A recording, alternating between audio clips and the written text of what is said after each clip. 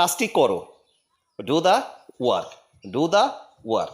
জানলাটি বন্ধ করো, close the window, close the window. সত্যটা বলো, tell the truth, tell the truth.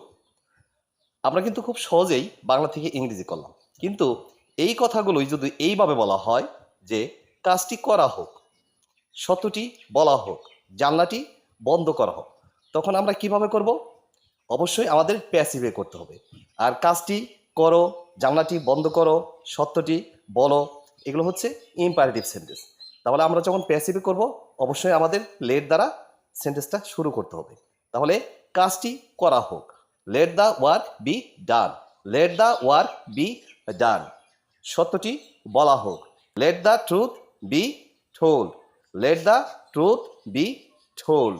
জানলাটি বন্ধ করা হোক, let the window be closed, let the window be closed. Thanks for watching.